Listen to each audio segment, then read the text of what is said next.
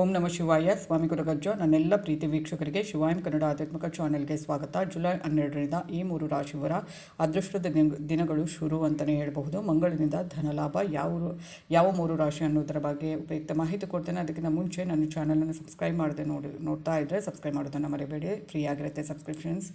ನೋಡೋದು ಮಾತ್ರ ಅಲ್ಲ, ದಯವಿಟ್ಟು ಶೇರ್ ಮಾಡಿ, ಲೈಕ್ ಮಾಡಿ ಮತ್ತು ಶೇರ್ ಮಾಡಿ. ಆಧ್ಯಾತ್ಮಿಕಕ್ಕೆ ಜ್ಯೋತಿಷಕ್ಕೆ ಸಂಬಂಧಪಟ್ಟ ಎಲ್ಲ ರೀತಿಯಾದಂಥ ಉಪಯುಕ್ತ ಮಾಹಿತಿ ಇರುವಂಥ ವಿಡಿಯೋವನ್ನು ಹಾಕ್ತಾ ಇರ್ತೇನೆ. ಹಾಗೆಯೇ ನಿಮ್ಮ ಏನೇ ವೈಯಕ್ತಿಕ ಸಮಸ್ಯೆ ಇದು ಮುಕ್ತವಾಗಿ ಕಮೆಂಟ್ ಬಾಕ್ಸಲ್ಲಿ ಡೀಟೇಲ್ ಆಗಿ ಬರೆದು ಕಳಿಸಿ. ಏನು ಸಮಸ್ಯೆಯನ್ನು ನೀವು ಎದುರಿಸ್ತಾ ಇದ್ದೀರಿ ಅಂತ ಬರೆದು ಕಳಿಸಿ. ಖಂಡಿತವಾಗ್ಲೂ ನಾನು ಅದಕ್ಕೆ ಸೂಕ್ತ ಸುಲಭ ಪರಿಹಾರವನ್ನು ಸೂಚಿಸ್ತೇನೆ. ರಾಶಿ ನಕ್ಷತ್ರ ತಿಳಿಸಿ, ಒಂದು ವೇಳೆ ಗೊತ್ತಿಲ್ಲ ಅಂದರೆ ಡೇಟ್ ಆಫ್ ಬರ್ತ್ ನಮೂದಿಸಿ.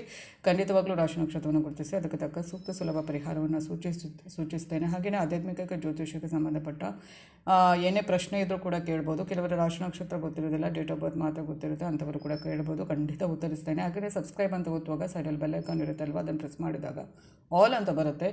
ಆಗ ಮಾತ್ರ ಅದನ್ನು ಪ್ರೆಸ್ ಮಾಡಿದರೆ ಮಾತ್ರ ನನ್ನ ಎಲ್ಲ ವೀಡಿಯೋ ನೋಟಿಫಿಕೇಷನ್ ನಿಮಗೆ ಬೇಗ ಸಿಗುತ್ತೆ ಅಂತ ಹೇಳ್ತಾ, ನಾನು ನಂಬಿರೋ ಶಿವದೇವರ ಕುರುಕ ಜೊತೆಗಿದ ಆಶೀರ್ವಾದ ನನ್ನ ಎಲ್ಲ ಪ್ರೀತಿ ವೀಕ್ಷಕರ ಮೇಲೆ ಸದಾ ಇರುತ್ತೆ ಅಂತ ಹೇಳ್ತಾ, ಜುಲೈ 7ನೇ ತಾರೀಕು ಮಂಗಳ ವೃಷಭ ರಾಶಿಗೆ ಪ್ರವೇಶ ಮಾಡುವಂಥದ್ದು. ಈ ವಿದ್ಯಮಾನದಿಂದ ಈ 3 ರಾಶಿಯವರ ಜೀವನದಲ್ಲಿ ಅದೃಷ್ಟ.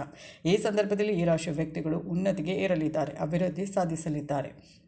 ವೈದಿಕ ಜ್ಯೋತಿಷ್ಯ ಶಾಸ್ತ್ರದ ಪ್ರಕಾರ ಪ್ರತಿಯೊಂದು ಗ್ರಹಗಳು ಕೂಡ ಸಮಯಕ್ಕೆ ಸರಿಯಾಗಿ ತಮ್ಮ ಚಾಲನೆಯನ್ನು ಒಂದು ರಾಶಿಯಿಂದ ಇನ್ನೊಂದು ರಾಶಿಗೆ ಅಥವಾ ಒಂದು ನಕ್ಷತ್ರದಿಂದ ಇನ್ನೊಂದು ನಕ್ಷತ್ರಕ್ಕೆ ಬದಲಾವಣೆ ಮಾಡುವಂಥ ಕೆಲಸ ಮಾಡುತ್ತಲೇ ಇರುವಂಥದ್ದು.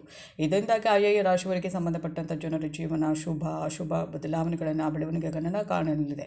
ಈ ಸಂದರ್ಭದಲ್ಲಿ ನಾವು ಮಾತನಾಡುತ್ತಾ ಹೊರಟಿರುವುದು ಗ್ರಹಗಳ ಸೇನಾಧಿಪತಿ ಆಗಿರುವಂಥ ಮಂಗಳ ಇದೇ ಜುಲೈ 7ರಂದು ವೃಷಭ ರಾಶಿಯಲ್ಲಿ ಕಾಲಿಡುವಂಥದ್ದು.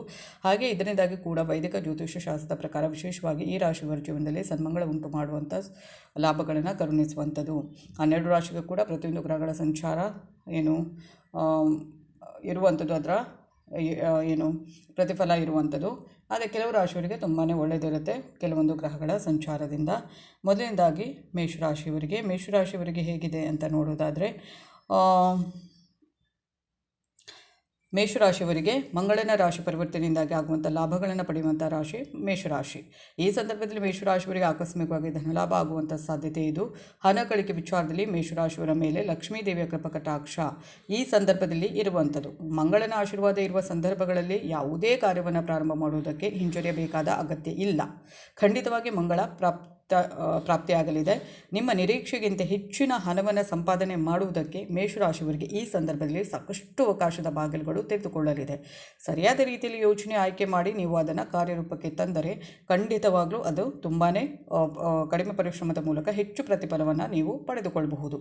ಈ ಸಂದರ್ಭದಲ್ಲಿ ಪ್ರತಿಯೊಬ್ಬರೂ ಕೂಡ ಮೇಷರಾಶಿಯವರ ಸಾಹಸ ಪರಾಕ್ರಮದ ಬಗ್ಗೆ ಮಾತಾಡೋದಕ್ಕೆ ಪ್ರಾರಂಭ ಮಾಡುವಂಥದ್ದು ಹಾಗೂ ಸಮಾಜದಲ್ಲಿ ಕೂಡ ನಿಮ್ಮ ಗೌರವ ಹೆಚ್ಚಾಗಲಿದೆ. ಇನ್ನು ಈ ಸಂದರ್ಭದಲ್ಲಿ ನಿಮ್ಮ ಬುದ್ಧಿವಂತಿಕೆ ಆಗಿರ್ಬೋದು ಮತ್ತು ನಿಮ್ಮ ಸಾಹಸ ಜೊತೆಗೆ ನಿಮ್ಮ ಮಾತುಗಾರಿಕೆ ಶೈಲಿಯಲ್ಲಿ ಕೂಡ ಸಾಕಷ್ಟು ಉತ್ತಮ ಸಕಾರಾತ್ಮಕ ಬದಲಾವಣೆಗಳು ಕಂಡುಬರಲಿವೆ. ಕೈ ತುಂಬ ಹಣ ದುಡಿಯುವಂಥ ಸಾಧ್ಯತೆ ಜೊತೆಗೆ ಕುಟುಂಬದ ಜೊತೆಗೆ ಸಂತೋಷದ ಕ್ಷಣಗಳನ್ನು ಕಳೆಯುವಂಥ ಅದೃಷ್ಟದ ಸಮಯ ಕೂಡ ದೊರಕಲಿದೆ. ಹಾಗೆಯೇ ನೆಕ್ಸ್ಟ್ ರಾಶಿ ಯಾವುದು ಅಂತ ನೋಡೋದಾದರೆ ಅದು ವೃಷಭ ರಾಶಿ. ವೃಷಭ ರಾಶಿಗೆ ಹೇಗಿದೆ?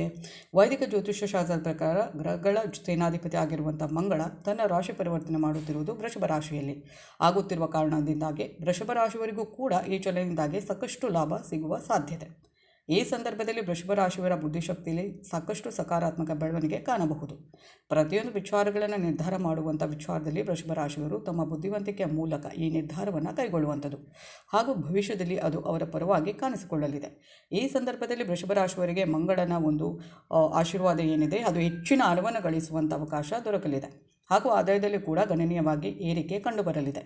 ಹಾಗೆಯೇ ಸಂಪತ್ತಿನ ವಿಚಾರದಲ್ಲಿ ಯಾವುದೇ ರೀತಿಯ ಸಮಸ್ಯೆಗಳು ವೃಷಭ ರಾಶಿಯವರಿಗೆ ತಲೆದೋರುವುದಿಲ್ಲ. ದಾಂಪತ್ಯ ಜೀವನದಲ್ಲಿ ಕೂಡ ಕಾಣಿಸಿಕೊಳ್ಳುವಂಥ ಪ್ರತಿಯೊಂದು ಸಮಸ್ಯೆಗಳು ದೂರ ಹೋಗುತ್ತವೆ. ಸಾಕಷ್ಟು ಸಮಯಗಳಿಂದ ಪೂರ್ತಿಯಾಗಬೇಕಿದ್ದ ಅರ್ಥಕ್ಕೆ ನಿಂತುಕೊಂಡಿರುವ ಕೆಲಸಗಳು ಕೂಡ ಮತ್ತೆ ಪ್ರಾರಂಭವಾಗಿ ಯಶಸ್ವಿಯಾಗಿ ಪೂರ್ತಿಗೊಳ್ಳಲಿದೆ. ಈ ಸಂದರ್ಭದಲ್ಲಿ ನೀವು ಪ್ರಾಪರ್ಟಿಯನ್ನು ಕೂಡ ಮಾರಾಟ ಅಥವಾ ಕೊಂಡುಕೊಳ್ಳುವ ಸಾಧ್ಯತೆ ದಟ್ಟವಾಗಿದೆ. ಹಾಗೆಯೇ ನೆಕ್ಸ್ಟ್ ನೋಡುವಂಥದ್ದು ಕುಂಭರಾಶಿ.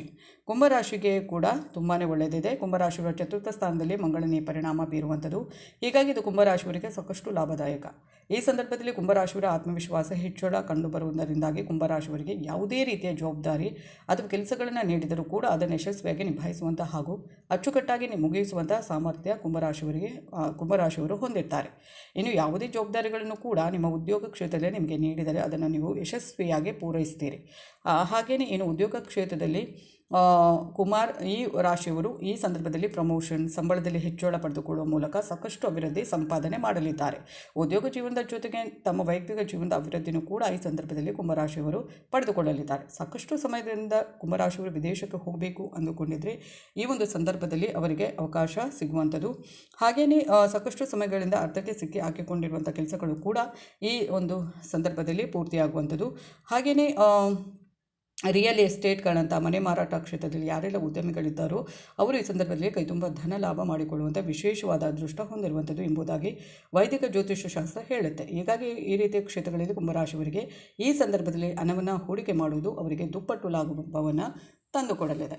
ಈ 3 ರಾಶಿಯವರಿಗೆ ಈ ಒಂದು ಮಂಗಳನ ಒಂದು ಸಂಚಾರದಿಂದ ತುಂಬ ಒಳ್ಳೆಯದಾಗಲಿದೆ. ಧನ್ಯವಾದಗಳು.